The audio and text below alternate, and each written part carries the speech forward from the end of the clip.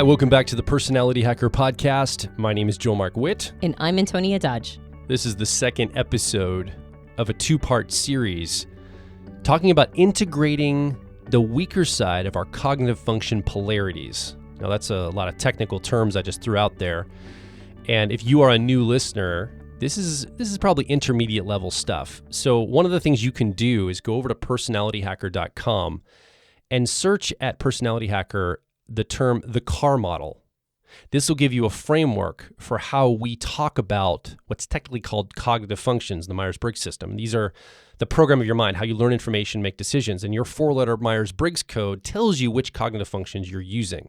And if you want to hear us talk about those perceiving functions on the last episode, would be the best place to get yourself up to speed for those four functions in your personality. And in that episode, we talked a little bit about what we mean. Well, we didn't talk a little bit. We spent an entire episode talking about what it means to integrate the weaker side of a cognitive function polarity.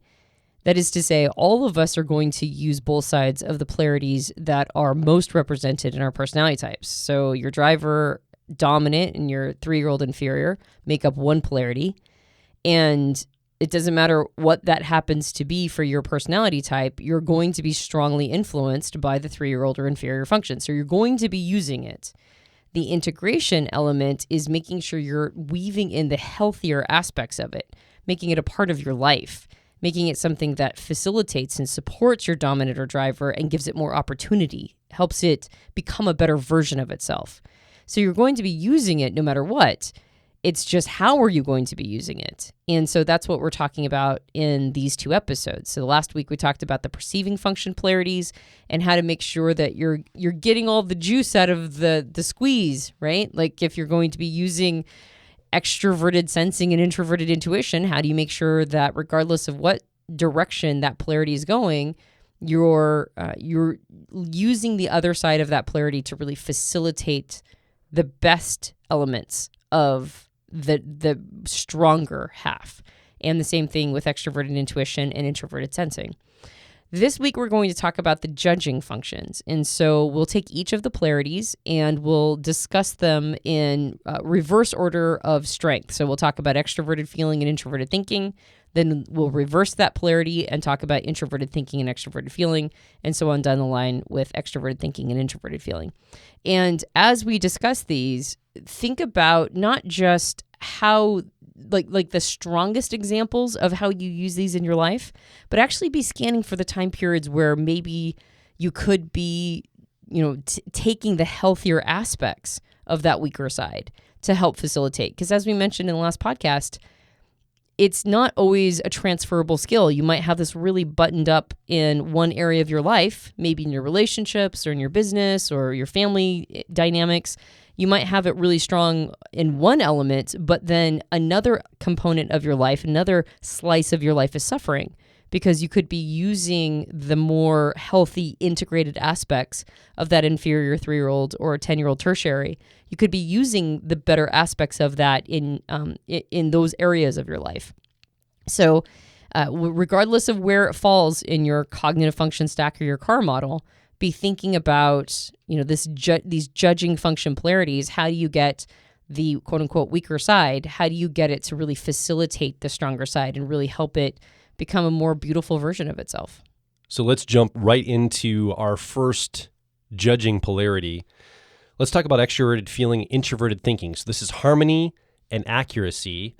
And extroverted feeling or harmony is used by all FJs in the Myers-Briggs system. So ENFJs, INFJs, ESFJs, and ISFJs will all use this as a decision-making strength in their personality. We discussed in the last podcast that there's always going to be a little bit of insecurity, regardless of how much you have developed that weaker side of the polarity. Even if you feel like you're quote unquote really good at it, which a lot of people claim, for their 10-year-old tertiary function or their 3-year-old inferior, they've done a lot of work around it. It kind of doesn't matter how much you think you've developed it. There's always a little bit of insecurity because it's not really your sandbox. The other side of the polarity is really your native all of it's your native wiring, but it's really the strength that you bring to a situation. And so for FJs, there's always just a little bit of insecurity around introverted thinking or accuracy. And so oftentimes that shows up as self-criticism, and particularly in how smart they are. Now, it doesn't mean that FJs are not incredibly intelligent. In fact, there's a lot of ridiculously intelligent FJs. And there's this question, am I being really rational and logical here? Am I seeing all of the sides? Am I really understanding this thing in completion? And so what ends up happening is, in an attempt to compensate for that insecurity, a lot of FJs become complete and total experts on certain subjects. They know the inside and outside of absolutely everything. And that's not a bad way to have your introverted thinking or accuracy function show up. It's really good to become an expert and gain a lot of information about, whatever it is that you're currently interested in. A lot of times it'll be their careers, or it'll be something that, it has a more practical bent, and they'll be the go-to person for everything about, let's pretend it's music theory or something to that effect. The challenge is when it's being used in this compensating way, as opposed to the gift that introverted thinking or accuracy can give a person. So when it's being used well, introverted thinking or accuracy helps an individual vet information they're being given by other people. When they read information, or when somebody tells them a piece of data, or maybe it's just something that they picked up incidentally somewhere. Well, any person can do this, by the way. Whenever you reevaluate your thoughts, whenever you ask yourself if the belief you have is true or accurate, you're using introverted thinking to determine whether or not you want to keep it, right? Pretend that this is all coding in your mind. And if you're going to keep this thought, or whether or not you're going to get rid of it and replace it with something that's better or more reasonable, then that's the introverted thinking process facilitating that. That's helping you out to determine the value of your thoughts, right? And when an FJ uses it in that way, then they don't just become an expert at something, they become a more critical thinker. And they become somebody who, when they get pieces of information from other sources, regardless of how much they like that person or how credible it seemed, then they determine, well, does this really actually make sense to me? Do I believe that this is a valuable piece of information? However, if that insecurity remains and the FJ tries to overcompensate for it, and they don't integrate that element of introverted thinking or accuracy by vetting their own thoughts and not being critical of their thinking, by the way. We're not talking about being self-critical and going, oh, I'm an idiot, I shouldn't be thinking these. I mean, like literally looking at these thoughts, or truly looking at these thoughts and going, not personalizing them, not going, well, I am the quality of my thoughts, right? Separating the self from the thought and the belief, and saying, okay, so even though I've held this belief for a long time, I'm going to still look at it critically. And if I need to replace it or get rid of it because it's actually not a good one, I'm not going to take that personally and think, well, I must be dumb or stupid. I'm the idiot for believing this. I'm going to separate that, not personalize it too much, and go, okay, this one was one, even though I might have thought it for a super long time, new information or new ways of seeing things or new ways of thinking have surfaced. And now I'm realizing, yeah, that one isn't one I want to keep. When an FJ does that, then they get the full benefit of supporting getting other people's needs met, which is what extroverted feeling wants to do, in the sense that they're able to then maybe teach higher quality information or persuade other people to the things that they believe are the right way of going about things, maybe organizing society, maybe organizing dynamics or interpersonal relationships. They're much better at persuading people in certain ways of behaving so that we all benefit, right? That's fundamentally getting people's needs met, whether that's in a macro way of entire societies or whether that's just the interpersonal dynamics of a family, right? Or a group of friends. The better quality of the information, the more persuasive they are in being able to help other people with their, with these dynamics and really understanding what people truly need, not a projection of what an individual needs. However, if they don't use it in this way, if there's a compensating feeling around it, you'll observe that there's this attitude, right? And sometimes it'll show up, like particularly the most egregious examples are like in academic circles, where a person will write a paper and it will be filled with $5 words, and it's almost like a mess and a jumble of it's basically like a word salad, right? It's just all these words that it's assumed that the reader's going to understand them all, and they're all cross-references to a billion other concepts. And for the layman reading it, it's completely unintelligible, right? Or the other side of that is maybe not throwing in a bunch of $5 words to compensate for an insecurity or fear that you're not intelligent. Maybe it's just an attitude of, I know better. It's this, well, I know what's going on, or I know, like if everybody, I'm just waiting for everybody to catch up with me, right? And that's more of the down home version, but it's an assumption that your thinking is always right and everybody else just needs to align with how you're thinking. And when that happens, people are actually end up seeing the FJ as less credible. They see them as not as smart as they actually are. They see them as somebody who is really kind of maybe challenged or isn't thinking rationally. However, if the FJ does integrate that element of introverted thinking, which is reevaluating one's position, owning when you've been wrong, being willing to question your own logical conclusions, that's when other people see the FJ as having sound logic, being highly persuasive, being highly credible, because that level of intellectual humility, it comes from somebody who is vetting thoughts well. It's the difference between intellectual insecurity and intellectual humility. When we see intellectual insecurity, we assume the person's right. We assume they're right about themselves, that they actually aren't very smart. When we see intellectual humility, we see a person who's done the work, who owns when they've been wrong, and so therefore is more likely to be right. And that integration of introverted thinking really establishes a lot of respect for the FJ. One other place, if you are an FJ, to look for this in your life is if you over-label or over-categorize things. You get, like you label people or groups of people. You tend to just slap labels on somebody. Obviously, that's not accurate, right? To just call somebody this name of this label, whatever it is, you have to be more nuanced than that. Like, people are humans. They've got a lot more than just a label you've slapped on them. So I think this is another area that you can probably identify if you're doing this unintegrated introverted thinking or accuracy. This might be one way it shows up for you. Yeah, examples of this could be like, I don't know, calling everybody a narcissist. This is our favorite. Our favorite is all the FJs calling everybody a narcissist. You're going to think we're picking on you, FJs. We're not picking on you. It's just something I've noticed a lot. Yeah, well, it's something that we see over and over again, so it's top of mind. But I think it can even be like, kind of a lazy example, and I hate to call my parents out on this one, but both of my parents are on the FETI polarity.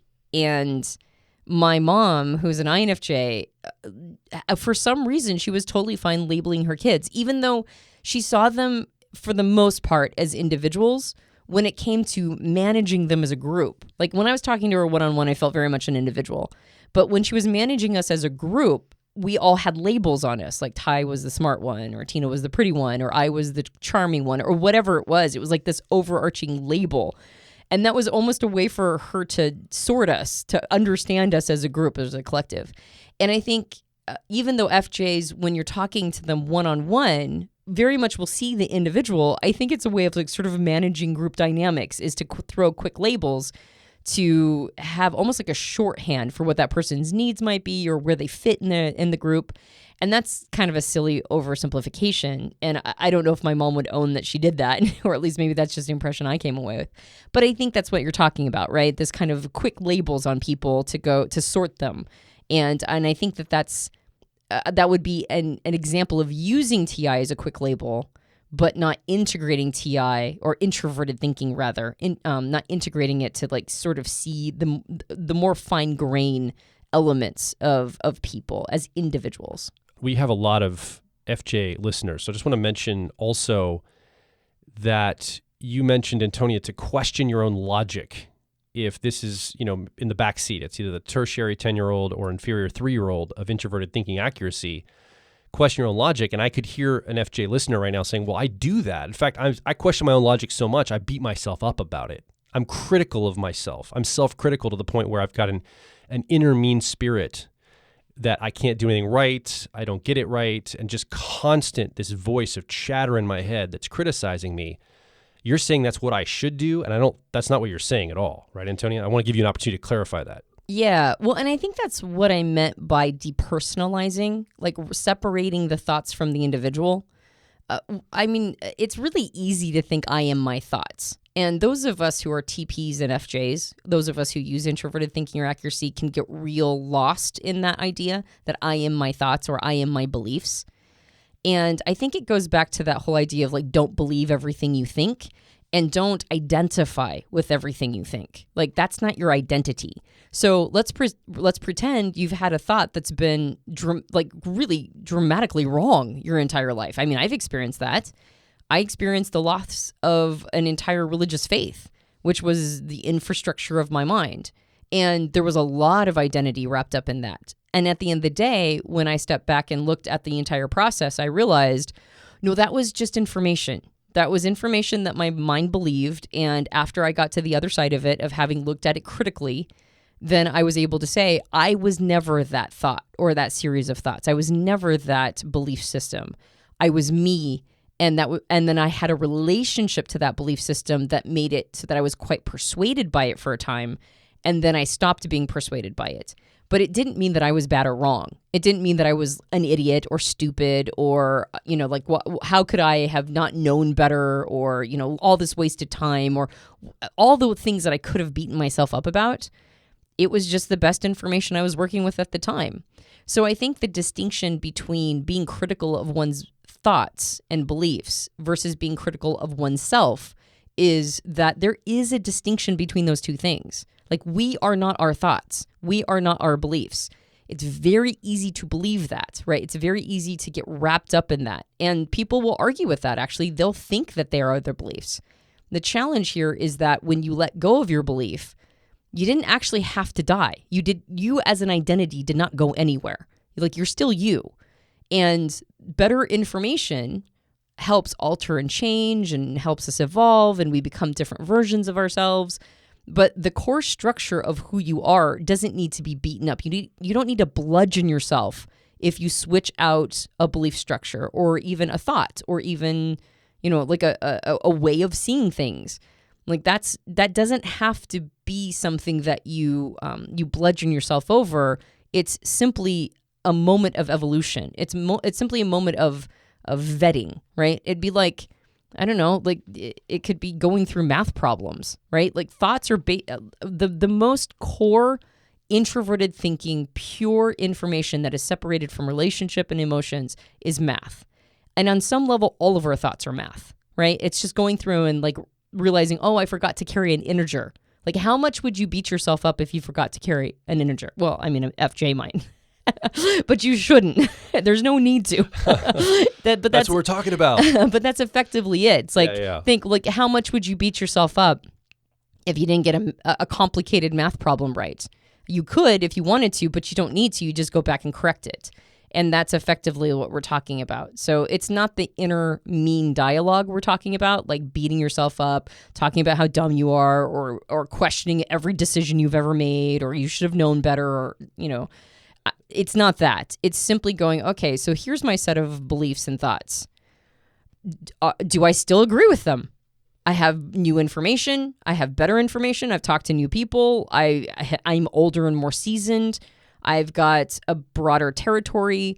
I'm just going to reevaluate everything I thought before through these new lenses of better information. And then I go, am I still there? And if I'm not, then I go, okay, well then what am I going to replace it with? Or maybe I just hang tight for a little while until I get better information. And it doesn't have to be this, it doesn't have to be masochistic. Yeah. Don't go beat yourself up about beating yourself up around your thought processes. Right. Exactly. Don't go too meta on it. And we first of all, we all struggle with this stuff, right? Like, anything that's our inferior or 10-year-old tertiary process, our cognitive functions, we all struggle with these. It's just unique for you as an FJ. So give yourself a pass on some of that and understand that thoughts and logic are separate from the person. I think it's the real key. That's the second takeaway, is just don't conflate the personal with the thinking. Well, and again, one of the things that really good introverted thinking or accuracy can do is it can help you become more persuasive and more credible. And especially if you're doing it well, you won't have an overcompensating energy about you.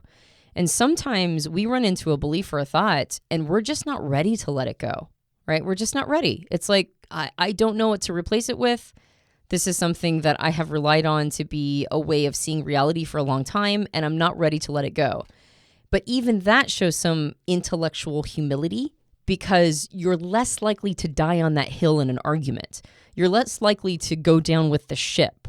Like if you go, you know what, this is one that I'm kind of reevaluating, but I'm kind of afraid of reevaluating it.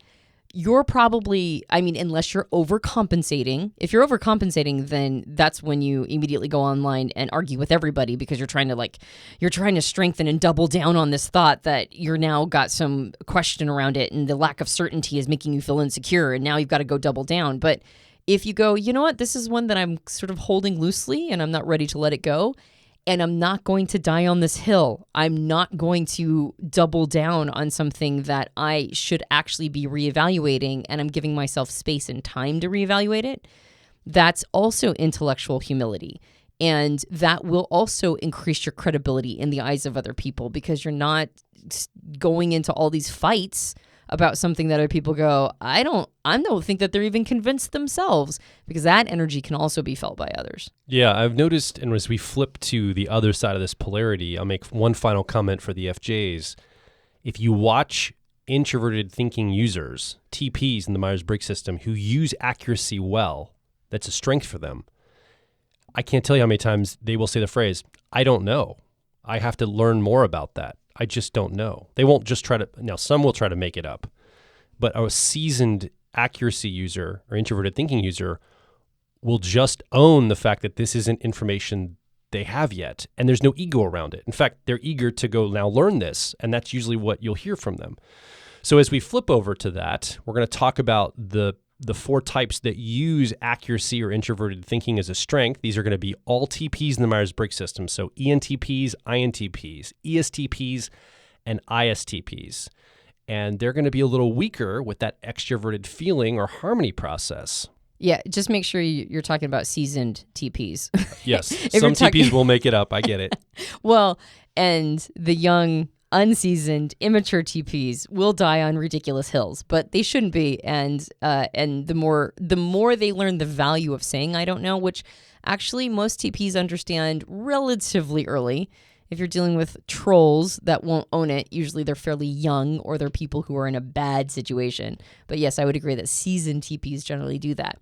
That said, regardless of whether or not you're seasoned or not, you are going to be dealing with some insecurity around extroverted feeling or harmony.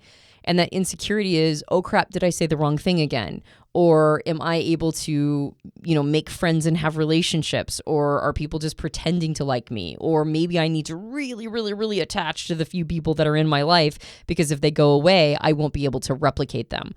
This sense of one-itis because of the insecurity that TPs generally have around extroverted feeling or harmony. So again, there's an overcompensating nature or energy that shows up with the weaker side of our polarities. And if there's not a healthy integration of this function, it can look like, weirdly enough, social compliance.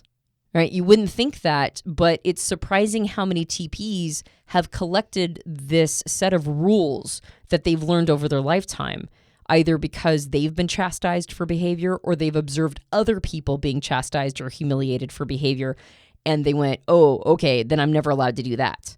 And then in some ways, they become judgmental of other people behaving in those ways that they picked up as a contradiction or an offense to a social rule. I can't tell you how many times TPs are like, well, you just don't do that, or people don't do that, or you're not supposed to do that, or if you do that, you're bad or wrong in some ways. So weirdly enough, unintegrated extroverted feeling or harmony can look like an over-compliance of social rules. Another way it can look is constantly value signaling, trying to articulate how important you are or how desirable you are to other people. We've talked about the TP tendency to brag in the past. And this is part of unintegrated extroverted feeling or harmony. It's the need to let people know how good you are. It's a desire to do extroverted feeling. You're trying to connect with other people. You're trying to make it so that you can be in a flow with them. But instead of actually being in that connective space, it's trying to force connection by telling the other person that they should want to be in connection with you because of how great you are. And so that's part of that's part of the overcompensation. It's data-based. It's informational-based. I can create this connection by telling them the information they need to know about me. It's with, I think, good intention. But often people read that as, whoa, dude, like, calm down. I don't need you to brag so much or signal to me so much. Well, and by definition, it's critical of others. You're trying to establish your value by putting yourself at the top of some sort of social hierarchy. You're trying to compare yourself to others, and the inference is that you're criticizing those around you, that they're not as good as you. And so instead of actually creating real connection, it ends up creating like a competitive frame. It ends up creating sort of a judgy vibe. It's very critical of other people. And all of those go against the stated intent of extroverted feeling, which is connection. So extroverted feeling, when it's done really well, is like you almost don't have to communicate anything. It's more of an energetic vibe that you have between two people. It's like a flow of energy back and forth. And you're trying to hum at the same vibration. That's effectively what you're attempting to do. When you get in a good, solid, extroverted feeling or harmony connective space, you're just kind of vibing at the same level. You're sort of with that person energetically, and the data doesn't come into it. Now, of course, nobody's in a pure expression of that most of the time. And so data will always be a part of that transfer because it's a polarity that includes both pieces. And so, FJs are going to want to transfer a lot of data. But the real feel is to be in a connective space with somebody else. And that's why, by the way, extroverted feeling is so sensitive to disruptions in those connections, right? Like there's an energy that goes back and forth between individuals and whole dynamics. And you're always looking for disruptions in that vibration. And when there's disruptions, there's a need going unmet. We should go meet that need. So we get back to sort of this energetic vibe simpatico.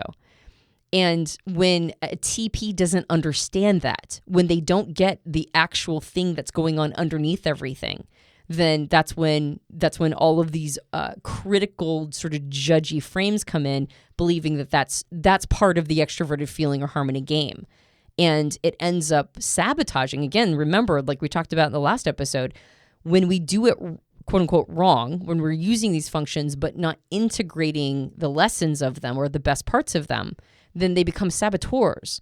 And unfortunately, TPs that don't understand this piece sabotage their connection. Through their bragging, they're actually discrediting themselves, right? Through their value signaling, they're losing respect and approval as opposed to gaining it. We will be right back. If you're focused on personal growth, I think you'll resonate with our core content over at personalityhacker.com. We want to see you understand how your mind is wired so you can generate motivation, improve social skills, find career opportunities, and master excellent decision making. But a quick warning, we are advice and action focused in all of our articles, podcasts, and videos. This means that we attract people who like to be challenged to become excellent, to take action, to put in the work to optimize themselves, not simply just gather more information. If you are committed to personal growth and ready to radically find your inner truth, then come over and be a part of our growing community of like minds at Personality Hacker. Now back to the show. You remember that story or the experience many of us have on a schoolyard playground as kids, where a little boy will come up and like hit a little girl, or a little girl will come up and pull a boy's hair or push him or something. They're trying to express the fact they like somebody through physical action often, right? Through aggression, because they don't understand how to manage the emotions they're feeling.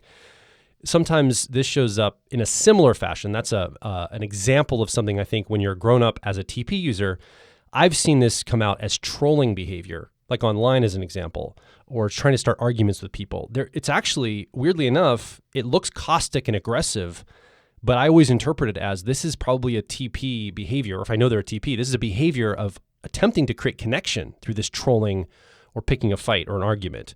It actually is with intent of connection. And I don't think a lot of people realize that. I think they're just being a jerk or being obtuse or just like to argue all the time.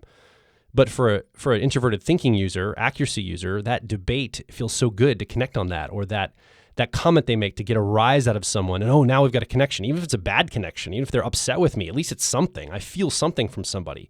And I think that's another way that unintegrated extroverted feeling can show up for a TP user. This caustic, trying to create a connection through this aggression or this intensity. And just remember that most people aren't experiencing it the way I think you are intending. They're not seeing it as a connection point. You may not even realize this for yourself, that that's what you're attempting to do as a TP. Yeah, well, I mean, thank goodness I have you around to help me understand people's intents and motivations, because I'm pretty blind to it.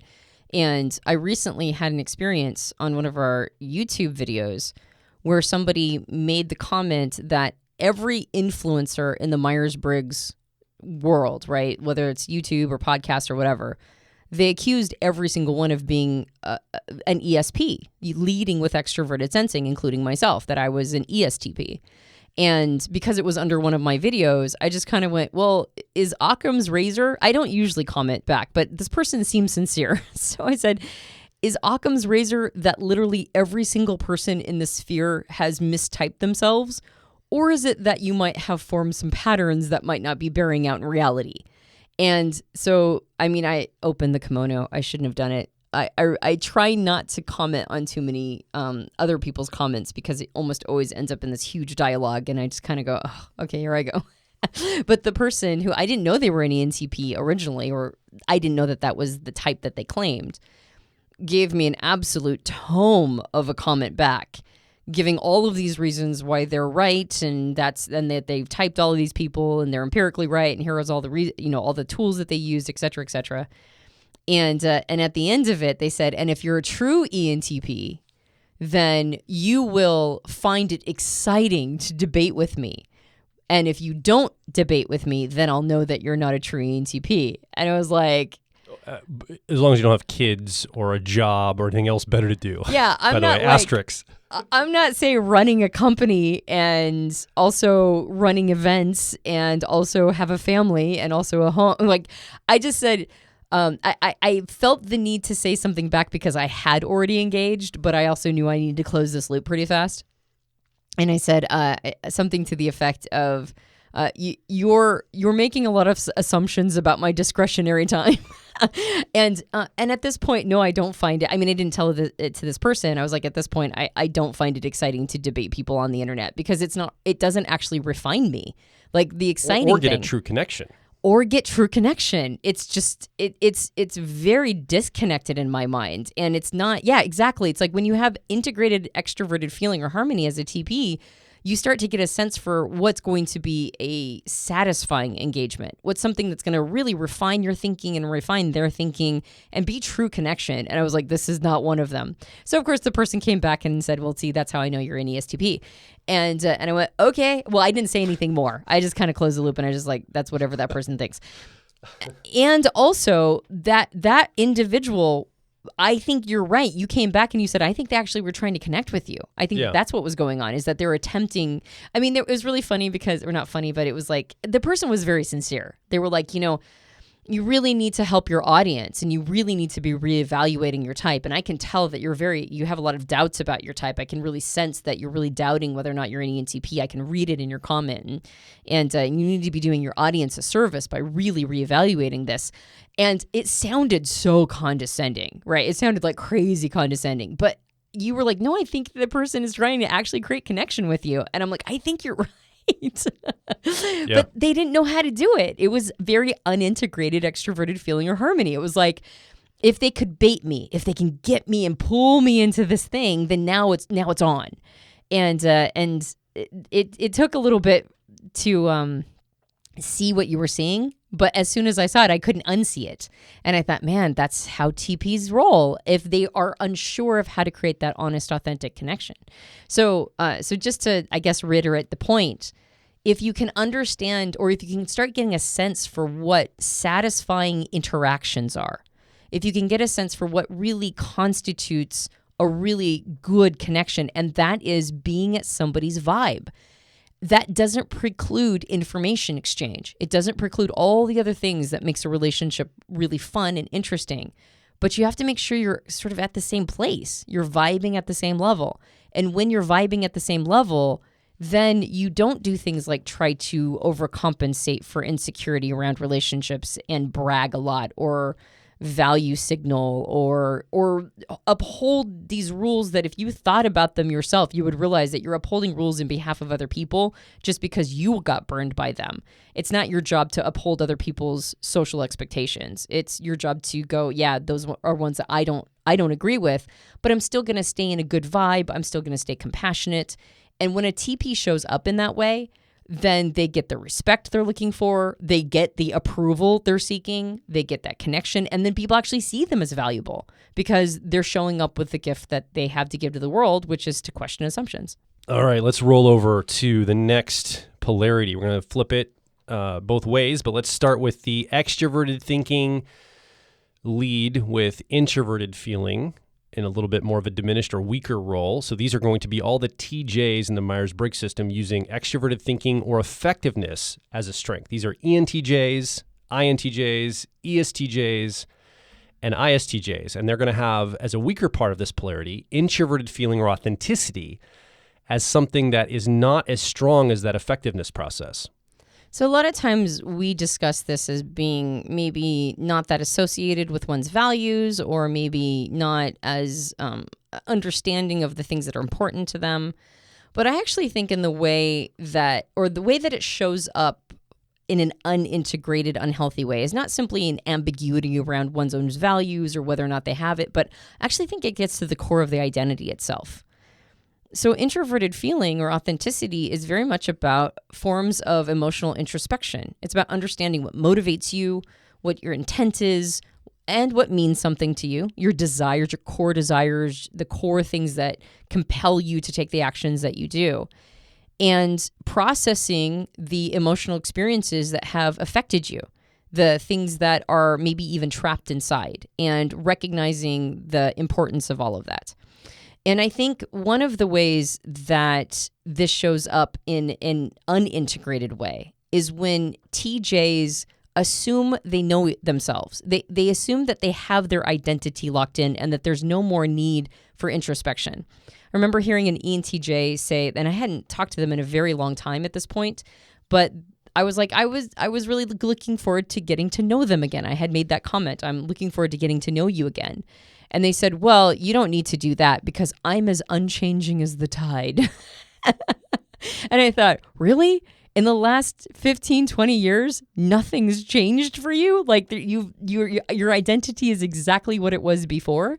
And I think there's some pride around the consistency of identity. There's some pride around having not changed. And that is an assumption that it's actually a very extroverted thinking way of going about identity, which is like, I said it, I locked it in, I figured it out, I don't have to reevaluate this anymore, it's a done deal. And so what ends up happening is that there's less confidence in the self because you can only tell yourself that so much without having sort of these demons banging at the door. Again, there's an insecurity represented in here. And it doesn't matter how confident the person appears, and TJs oftentimes appear very confident. It doesn't matter how confident you appear on the outside. You're still going to feel that sense of insecurity inside when it comes to these weaker aspects. And the insecurity around introverted feeling or authenticity is an insecurity that you're not attending to the things that need to be attended to. There are things inside, maybe old traumas or wounds, maybe things that you aren't proud of having done, maybe things that you probably should be owning your part in, and owning that maybe you didn't act in a way that is in alignment with your values, that you acted with less compassion or whatever your value system is, right? Whatever it is that you did to offend your own values, those are things you don't want to look at. And so there's unprocessed grief in there, unprocessed trauma, unprocessed betrayal, a bunch of things inside that are just not being looked at because I'm as unchanging as the tide, right? There's no need to go address all those things about who I am and what means something to me because I know who I am and I'm just going to keep bulldozing forward. We also talk about TJs struggling with, four of the types that struggle the most with this idea of role-person merger. becoming, like your identity becomes the role you have in life. So whatever your job title or family title, dad, mom, CEO, business manager, whatever these titles might be, this becomes your identity in some ways. And so you're building the scaffolding of structure over top of that introverted feeling or authenticity. And that scaffolding is what you think is your identity, or what you think is how people perceive you, when the true you is underneath all of that. And you've got desires and wants and wishes. And sometimes also when you have those desires as a TJ user, you tend to think, oh man, I've got to build so much infrastructure to have my desires realized. So you say, okay, I've got to have my own business, and then I've got to get this much money, and then I've got to accomplish this, and then I've got to do this. And you say, well, why do you want all that? What's the desire at the end of it? And it's something sometimes more simple about the way you want to feel or what you want to have in life. There might be a more direct route to it than having to build all that structure. Now, that still might be the case, that structure, and it's sometimes rewarding in its own right. But just understand that bit of desire and also that role-person merger can come in here too with unintegrated introverted feeling or authenticity. I think one of the dangers of TJs getting into systems like Myers-Briggs, and I think typology systems can be very helpful for, all types to get in touch with who they are. And particularly TJ types. There's a whole system here. If they get past the whole, if they can get past the it's not real science thing that people say, whether or not that's true, if they can get past all of that and then they see a system that works, one of the dangers is that they can use it pretending that getting in touch with the self and introspection and things inside of there are all spiritual. There can be almost a sense of like identity bypassing, or almost like what they call spiritual bypassing, which is I figured out my personality type. In fact, I may have figured out my personality type in all these different systems, or really, really, really minute in all these like really tiny little pieces of all these systems, right? And I've figured all of it out. And that is a way to access identity that doesn't require the deeper gut level, all of the work that needs to be done in there. Like knowing you're a TJ, knowing you have extroverted thinking is very, very, very helpful, but it's not helpful if you've got a bunch of unprocessed emotions. It's not helpful if you've got a bunch of stuff from the past that needs to really be addressed and attended to. It's not helpful if you're not doing your inner work, your introspective inner work. This is an on-ramp. It's not the complete package. And so systems like typology systems can actually be in some ways dangerous for TJs. And you'll see them get into, it's almost like they get obsessed with the system and they have to flay it out and flay it out and flay it out just in perpetuity forever, because the system has become a replacement for who they are deep down inside.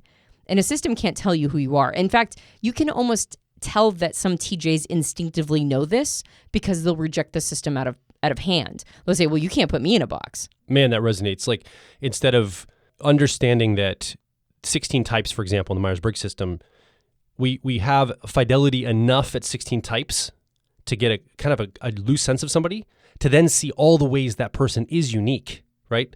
The ways they show up with that introverted feeling, authenticity, uniqueness. And I'm not just talking about authenticity users. All of us have all of these functions, right? But the uniqueness of a person's expression and identity, I think, is more illustrated by only having 16 types. But I've seen TJs maybe try to build bigger systems with even more types than 16, get as much fidelity in the system as possible to do the work out there, rather than look inside and say, well, there's so much complexity inside of myself. Like, no system is going to be expansive enough to take in all of the nuance of a person's identity. It just can't do that. Right. But an extroverted thinking user sometimes believes, effectiveness users believe that system out there, if it's just has enough modifiers, enough things, bells and whistles put in, it will describe every possible nuance of identity. And I don't think that's true at all. Or that if I know myself in all of these different systems enough, this system will tell me this piece, this system will tell me this piece, this system will tell me this piece. And if I can just find where the center point of, like the center of the Venn diagram of all of these different systems, then I'll have identity. And I when TJs reject personality systems, I sometimes think that they're doing themselves a favor. Not all. No, I'm not saying if you're a TJ, you shouldn't be into type. I'm not saying that at all. And I'm not saying that if you're a TJ and into all the bells and whistles of type, that that's necessarily bad or wrong. Like, I don't think that that's what we're trying to insinuate. You can totally go down the rabbit's hole. It's fascinating in and of itself, particularly if you're using it to help, lubricate relationships and grease the wheels of a bunch of stuff. Like, I think that it's perfectly acceptable. But when a TJ has a knee-jerk response against it, you go, hey, I'm into like personality types. And they go, oh, that's stupid and blah, blah, blah, blah, blah. And they get all grumbly about it.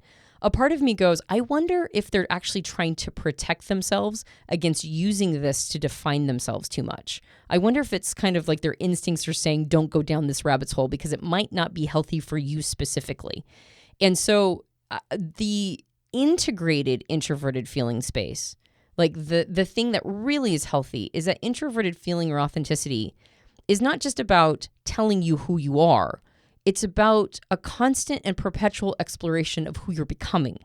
It's about being in touch with all of the things that mean something to you and understanding that sometimes you need to address the darker parts and sometimes you need to give yourself permission to address the joyful parts. It's about understanding that there's a whole technicolor of experiences that you're allowed to have.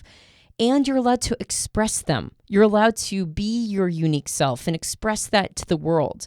And when extroverted thinking users really integrate that part of the polarity, right, the weaker part, by giving themselves permission to maybe have a form of art or maybe have a form of expression. And maybe that could be in systems. Who knows, right? Like the person developing systems and ridiculous fidelity, maybe that's their form of self-expression in art, as long as it's not a bypass, right? As long as it's not a replacement, as long as it's just, like a form of expression and a form of sort of understanding something and bringing something of themselves to the world, then they can get all of the benefits from it, which is rested into the self, true confidence. Like confidence comes from overcoming obstacles, and confidence in the self comes from overcoming our inner demons, the obstacles that we have inside of ourselves. And you can tell when a TJ has done work around this because that confidence doesn't feel put on. It doesn't feel like it's a fake it till you make it. It feels like real, true, rested into and grounded in the self. And you can tell when the person is unencumbered by baggage. Like they've done their work. They don't have all this emotional baggage with them that they're carrying around all over. They don't have to be mean for no reason. They don't have to cut people off. And I don't mean in traffic. I mean like just sort of cut them out of their lives or use them as resources or whatever they're doing, right? They don't have to do that because they don't have all this baggage that makes them oversensitive and overcompensating for those sensitivities where they have to just sort of cut people out so that person doesn't get too close to the center of something that might still be unprocessed, a wound.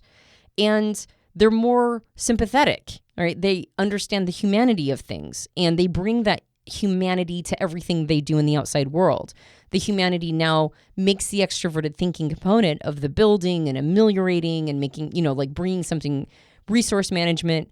It makes it a more beautiful thing because they're taking the human component into it. They understand that the things that they're building will be touching individuals. And so they're not just trying to force people into their systems. They have more of an accommodating bent to them.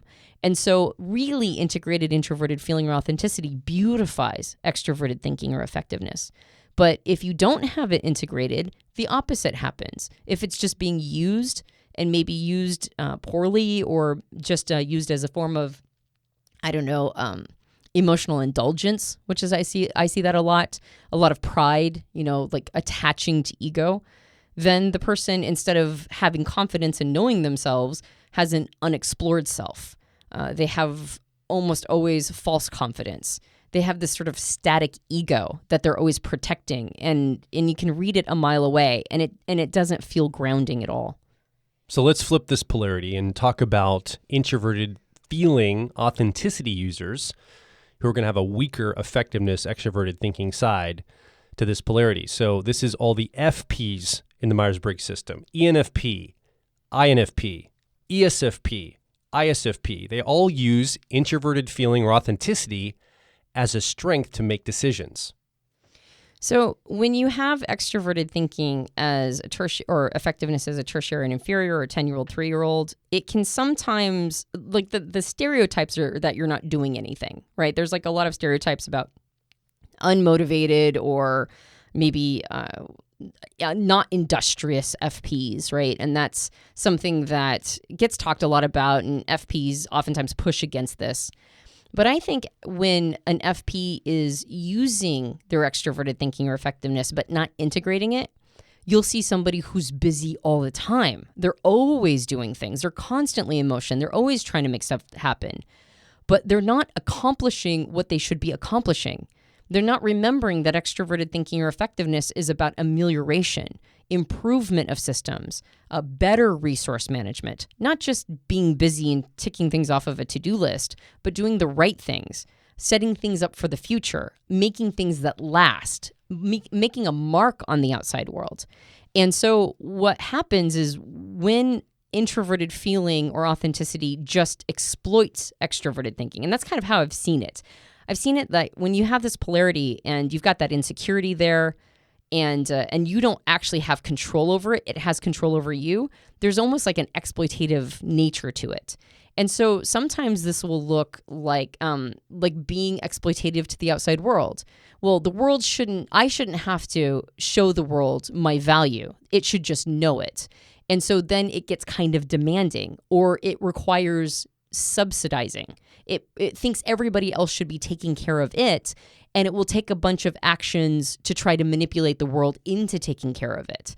And so instead of actually being resourced, instead of actually having like some career capital or making things happen in the outside world that is part of the personal expression, it ends up being selfish and self-centered. It ends up taking more, and then it loses its ability to have an impact.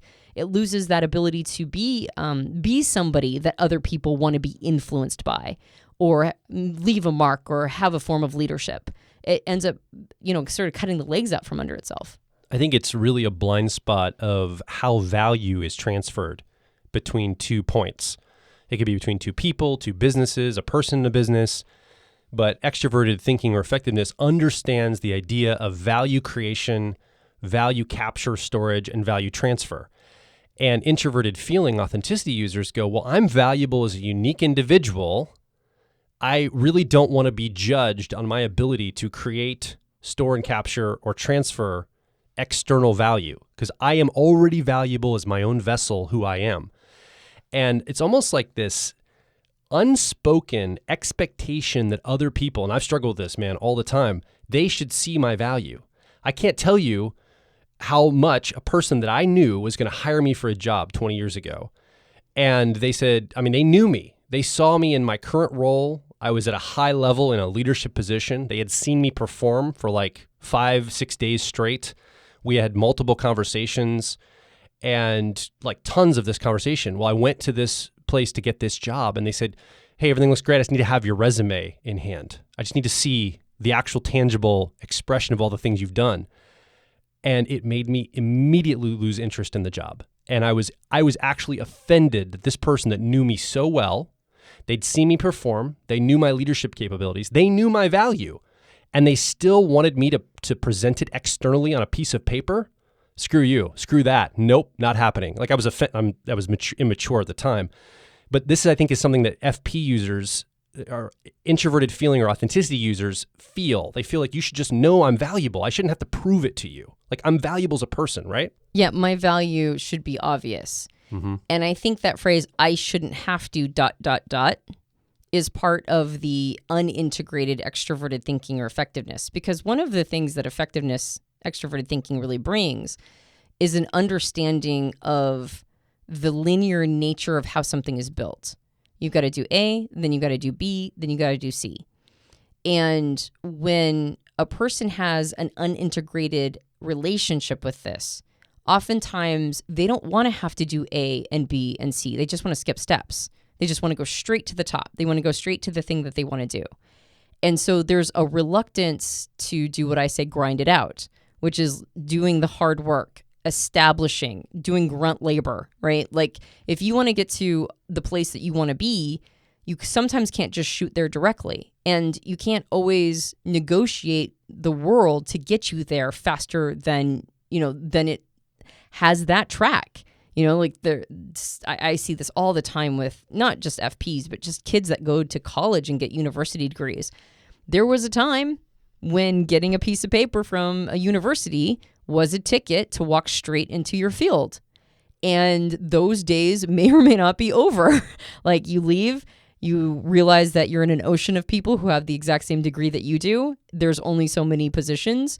And now I have to go take a job in something outside of my field for a while in order to create career capital. I've got to go do a bunch of stuff that's not in the thing that I'm personally interested in order to show my worth and value. And there's an attitude. There's an attitude of I shouldn't have to do that. When an FP has integrated extroverted thinking or effectiveness, they realize, again, amelioration is the name of the game. Amelioration is improvements over time. And so career capital or building skills that are relevant to the thing you want to be doing, but maybe in an industry or a field that isn't where you want to be, but right now you're just building these skills that could be transferable later. That's part of amelioration. It's part of becoming better over time. The reason why I'm a podcaster now is because I kind of taught myself public speaking when I was a teenager in an area that I did not want to be speaking at all. It was not a comfortable environment or setting. It was something that was kind of a pain. It was a topic that I wasn't terribly interested in, but it gave me an opportunity to learn public speaking skills. And now I bring those into the career that I'm doing now, something that's vastly more rewarding. I wouldn't be able to do this if I hadn't done that first. And I had no idea where that was going to go. I just knew that I was ameliorating myself as an instrument. Now, I didn't think, well, people should just see that I'm super smart. Like, my data and information is super awesome, guys, and you should just know that, so it doesn't matter how I say it. Well, nobody's going to listen to me if I don't have the ability to communicate effectively. Like, nobody cares. Nobody cares what you know unless you're presenting it in a way that lands with them. And when FPs have integrated extroverted thinking or effectiveness, that's obvious. It's obvious that you have to build these skills over time. It's obvious that you have to sometimes do grunt labor. It's obvious that you have to sometimes do the thing that you don't particularly want to do, with an eye on improvement, meaning that grunt labor in and of itself is not necessarily valuable. So you have to have a little bit of an opportunistic bent here too. Where I learned public speaking, that wasn't something that was immediately obvious or available to everybody. I figured out a way to game it. I figured out a way to put myself in front of an audience on a regular basis, even though that wasn't the normal way of doing things. I was opportunistic about it. Now, of course, I'm not an FP, so that wasn't something that I was going to have a blind spot around. And that's one of the ways that FPs grow this piece, is that they allow themselves to lose the blinders. A lot of FPs have an attitude about things being opportunistic or, having to negotiate for these opportunities. And when they get to a place where they give themselves permission to do that, to think outside the box, to go for skills that they know that they're going to appreciate developing, even if that's not the thing that they want to be doing right now, they get creative with building this career capital that could eventually lead them to a place they want to be. When they don't have an attitude about it, when they give themselves permission to do it, when they realize that all of this growth is incremental, then now they're in a position to be able to truly express themselves. And I'm not just talking about public speaking. I'm talking about like literally anything. My ex-husband is an INFP, an amazing human being, incredible guy. And one of the ways that he facilitates the love of his life, which is hiking, one of the ways he's able to do that most of his life, or most of his time, is by being a finished carpenter. Now, he's really, really, really good. He's a craftsman. He's an artist, really, when it comes down to it. And it's not the thing he really wants to be doing that much. He's not a big fan of it. But he also built enough career capital that he's been in management positions many, many, many times because he was so good at what he did. They would put him in positions of management. When he was put in these positions of management in jobs and careers he did not particularly enjoy, it gave him a bunch of transferable skills. And so now he's not just he does some woodworking on the side if he can do it, and that's not his favorite thing, but now he's also speaking at colleges because he's built enough public speaking and enough management experience that he combines it with his hiking, and the two of them come together so he can teach entire classes of people about life on the trail. And so now that's something he really does like, but he had to grind it out. It took him a long time to get there, and he eventually found his path, and he didn't complain about it. He just went and did it because he has great extroverted thinking or effectiveness integrated into his life. He doesn't have an attitude about it. So when an FP can do this, when they can realize that it's not just a matter of like playing the man's game, right? It's like, this is how the system's set up right now. And so that's what you got to make peace with. When they do that, then they get the benefits of really being able to share themselves. Like, you really get the benefit of not just having a belief in the quality of who you are, but being able to express it to others so that they can understand it, so that they can get the benefit of your expression and who you are.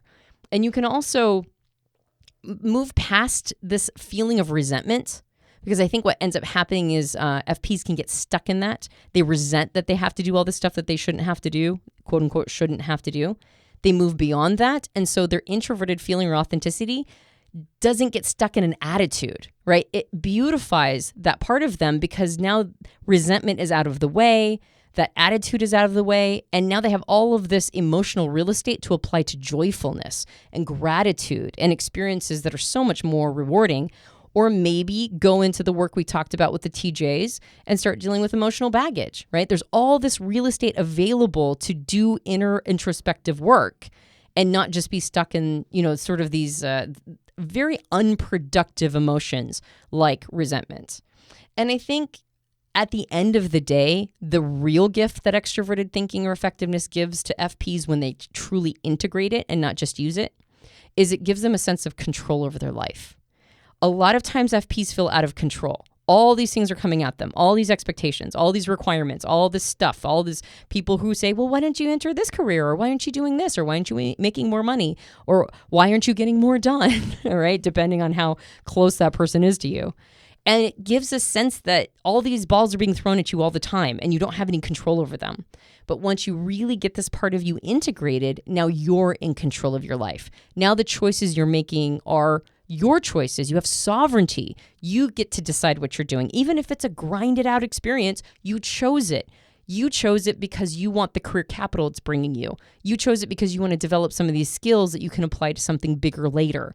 And so there's just more of a sense of control, more of a sense of not always being at the receiving end of life.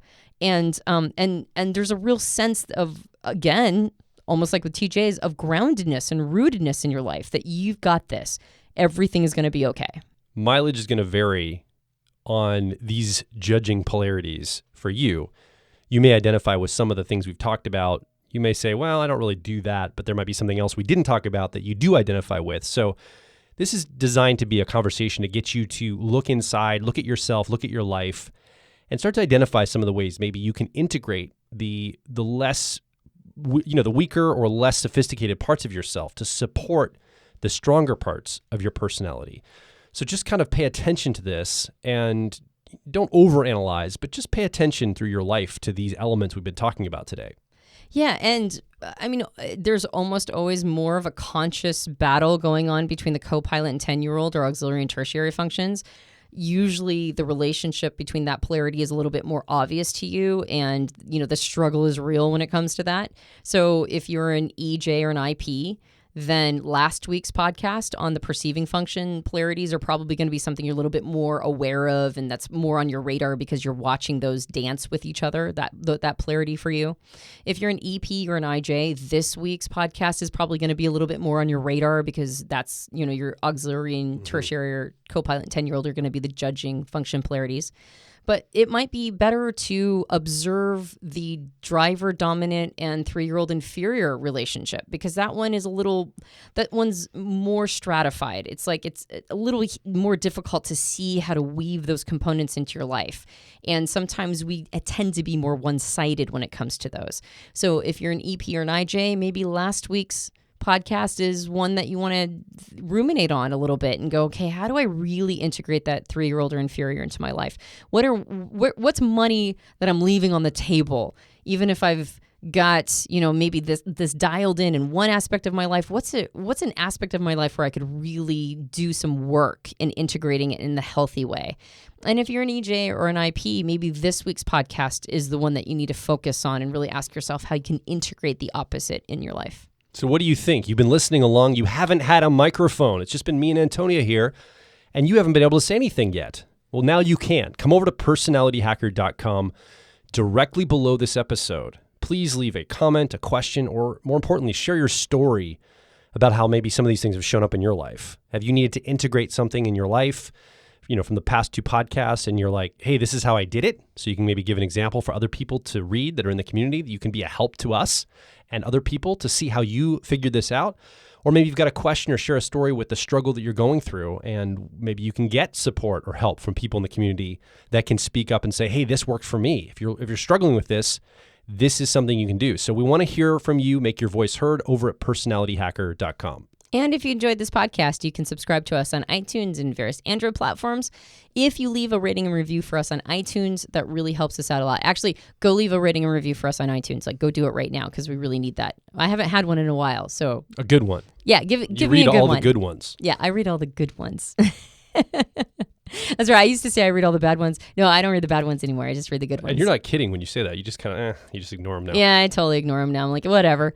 I don't need your feedback. Actually, that's not true. It's always good calibrative information. But go leave a good one if that's something that you've been thinking about doing and you haven't done yet.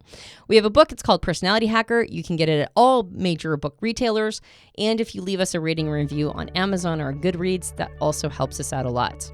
We have a suite of personal development programs through the lens of personality type, and you can find that catalog at personalityhacker.com.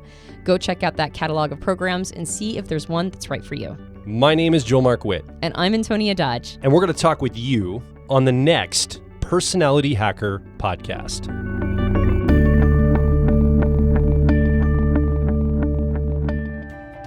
If you're focused on personal growth, I think you'll resonate with our core content over at personalityhacker.com. We want to see you understand how your mind is wired so you can generate motivation, improve social skills, find career opportunities, and master excellent decision making. But a quick warning, we are advice and action focused in all of our articles, podcasts, and videos. This means that we attract people who like to be challenged to become excellent, to take action, to put in the work to optimize themselves, not simply just gather more information. If you are committed to personal growth and ready to radically find your inner truth, then come over and be a part of our growing community of like minds at Personality Hacker.